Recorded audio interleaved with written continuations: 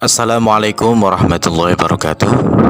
Berjumpa dengan kami yaitu dalam acara ziarah ke makam para wali. Kali ini saya akan mengajak teman-teman untuk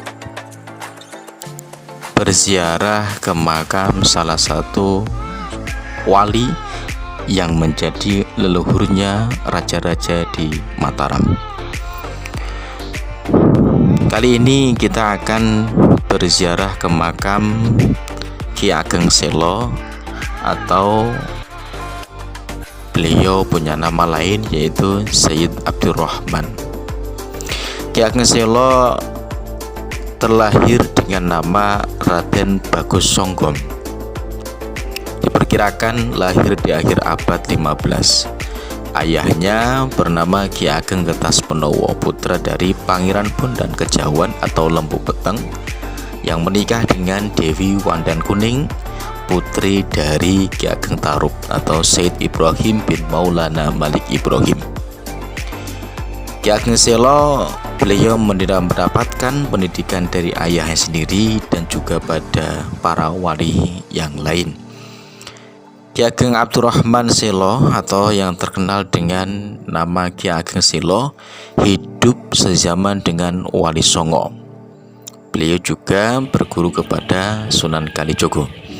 Makam Ki Ageng Selo terletak di Desa Selo, Kecamatan Tawangharjo, Kabupaten Purwot, Kabupaten Grobogan. Ki Ageng Selo dipercaya oleh masyarakat Jawa sebagai leluhur yang telah menurunkan raja-raja di tanah Jawa seperti Raja Mataram, Surakarta, dan Yogyakarta. Menurut para ahli sejarah bahwa Ki Ageng Selo masih keturunan dari Trah Mojopahit, yaitu Prabu Brawijaya V, Raja Majapahit yang terakhir. Raja ini memiliki banyak istri, diantaranya bernama Dewi Wandan Kuning. Dari Dewi Wandan Kuning inilah lahir seorang anak laki-laki yang diberi nama Bondan Kejawan.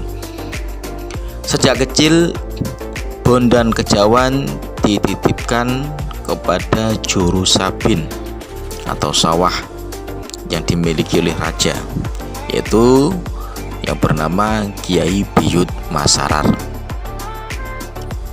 atau orang Jawa memanggil Kiai Biyut Masoror.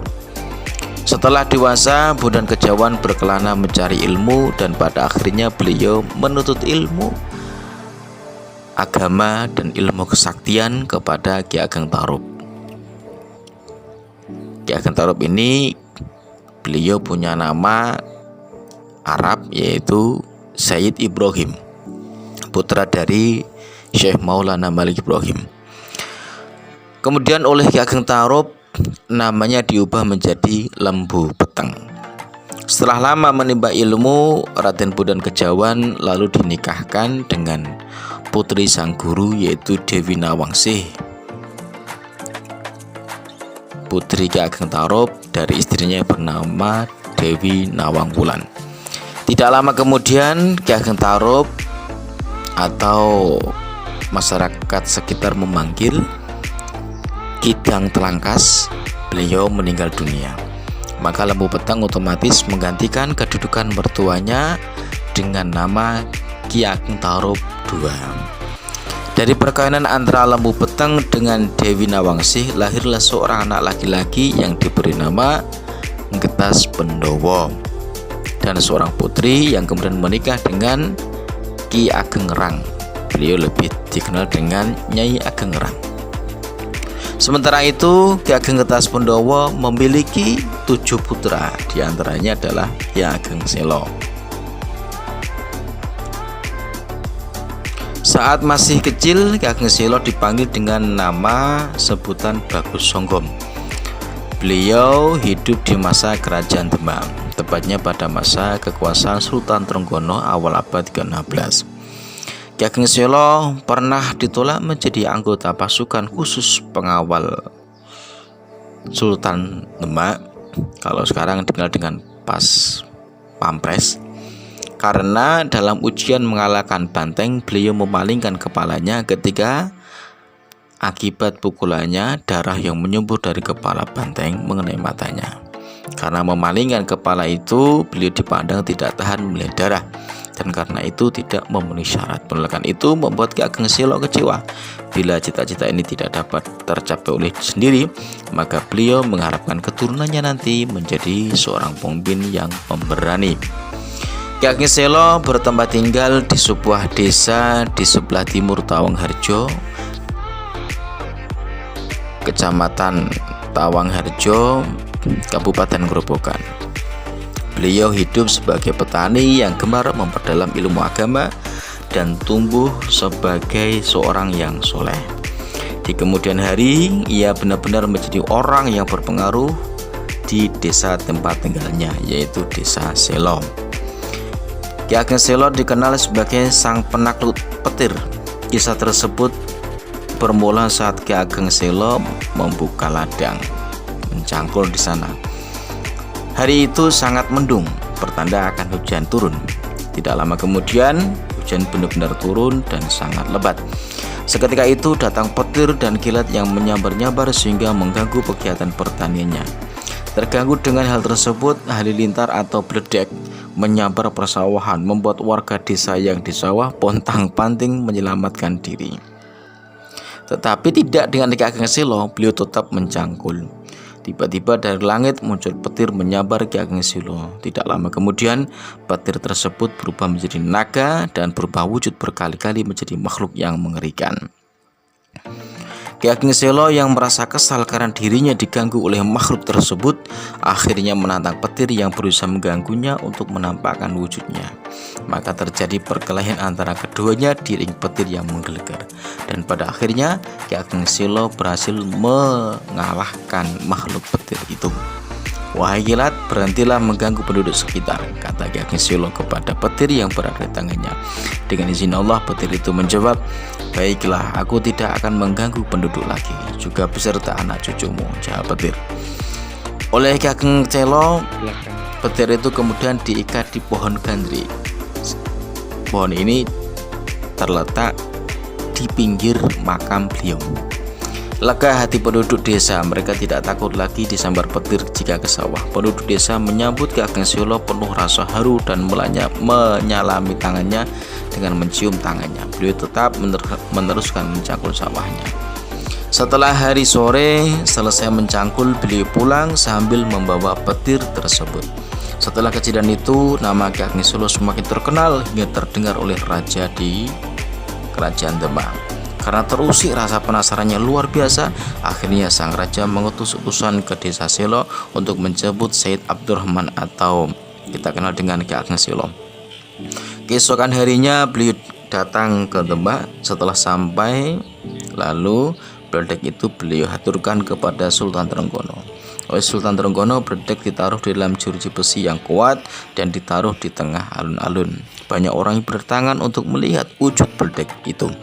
Setelah beberapa lama kemudian, datanglah seorang nenek-nenek dengan membawa air kendi. Air itu ditumpahkan ke arah bledek.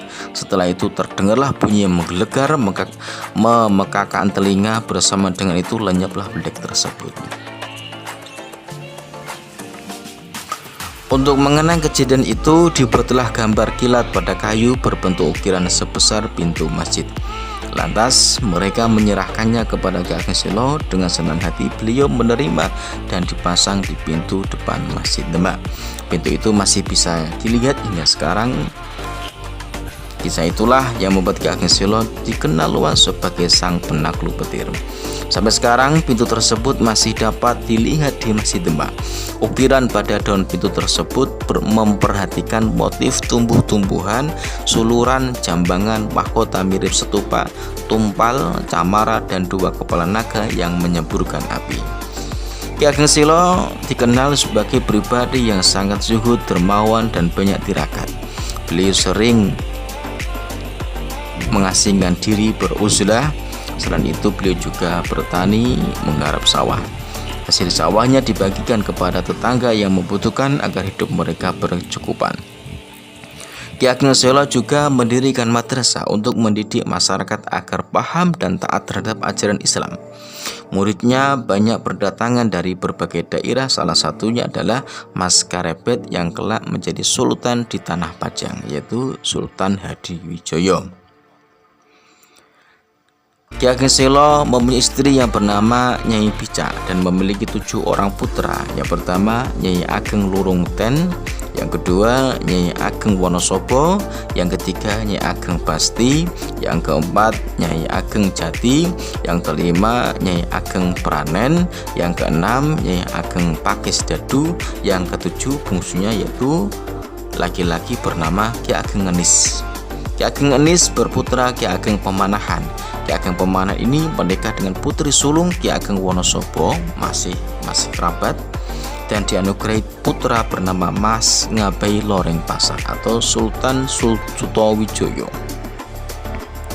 pendiri kerajaan Mataram. Adik Nyai Ageng Pemanahan bernama Ki Juru Martani.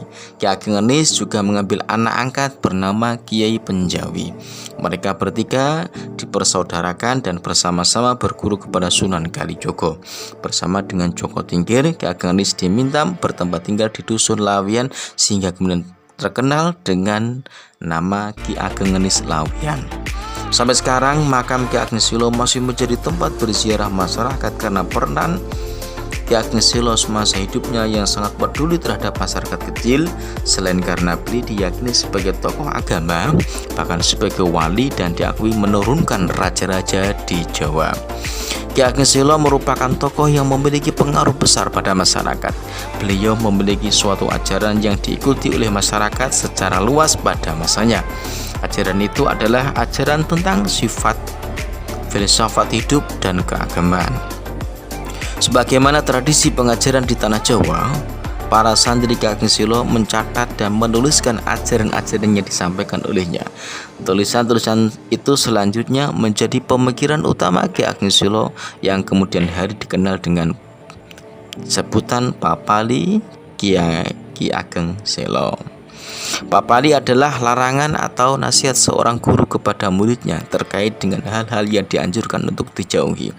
Nasihat lisan tersebut ditulis dan dikumpulkan oleh murid-muridnya menggunakan bahasa Jawa dalam bentuk tembang copat. Papali Ki Ageng Selo tersebut mengajarkan tentang kesusilaan, kebatinan, dan keagamaan. Dalam merumuskan ajarannya, Ki Ageng Selo menggunakan pendekatan filsafat Jawa seperti yang pernah diterapkan oleh para wali sebelumnya. Banyak kearifan lokal yang sampai sekarang masih dianut oleh warga masyarakat Desa Silo, Kecamatan Tawangharjo, Kabupaten Grobogan. Kearifan lokal tersebut baik dari segi budaya maupun erat kaitannya dengan lingkungan. Dari segi budaya dan sosial misalnya, warga masyarakat Selo masih mempertahankan tradisi dari petua-petua Ki Ageng Selo yang masih berlaku hingga saat ini. Oleh karena itu, ajarannya masih dipegang teguh menjadi kearifan lokal masyarakat Grobogan. Khususnya, ajaran tersebut kini terkenal dengan nama sebutan Papali Ki Ageng Selo. Papali Ki Ageng Selo ini dituturkan oleh sesepuh di Desa Silo, yaitu Kiai Pariworo, mengatakan hendaknya pesan ini dihargai karena akan membawa berkah bagi yang melaksanakan dan juga akan membuat selamat serta segar bugar. Kalau istilah zaman sekarang, sehat sejahtera, jauh dari segala kesulitan. Pada suatu hari, Ki Ageng Selo mendapat tamu dari daerah jauh. Sebagaimana adat dan kebiasaan masyarakat Selo dan Jawa, jika ada tamu pastinya akan disuguhi makan dan jajan. Pada saat itu, istri Ki Ageng Selo akan membuat nasi dan ayam bakar yang akan dihidangkan untuk sang tamu. Ternyata mereka menolak dan mengatakan, "Saya sudah kenyang dan baru saja makan." Setelah cukup bercakap-cakap, lalu mereka pamit kepada Ki Ageng Selo untuk pulang. Melihat kenyataan seperti itu, hati Ki Ageng Selo menjadi sedih. Dalam hatinya beliau membatin, mau sedekah saja kok sangat sulit, karena di pasar dan di luar sana banyak orang-orang yang menjual nasi. Dari sinilah Ki Ageng Selo berujar pada anak cucunya agar jangan sekali-kali menjual nasi. Dalam Jawa dikatakan ojo atol sego, nasi janganlah dijual, jika bisa malah untuk disedekahkan pada yang membutuhkan. Di daerah Selo sampai saat ini tidak ada orang yang menjual nasi. Sayyid Abdurrahman atau kita kenal dengan nama Ki Ageng Selo hidup sejaman dengan Sunan Kalijogo. Selain itu, Ki Ageng Selo beliau juga dikenal dengan nama Kiai Ganjur sebab beliau dikenal memiliki kemampuan menabuh alat musik ganjur yang bisa menarik penduduk untuk melihat dan mendengarkan ganjur. Dan setelah itu, Ki Ageng Selo melakukan dakwah Islam kepada penduduk dengan menggabungkan unsur kesenian dan budaya seperti yang diajarkan oleh para gurunya dan para wali di zamannya. Ki Ageng Selo wafat di akhir abad 16. Makam beliau berada di Desa Selo, Kecamatan Tawangharjo, Kabupaten Grobogan. Sekian dari saya. Terima kasih. Assalamualaikum warahmatullahi wabarakatuh.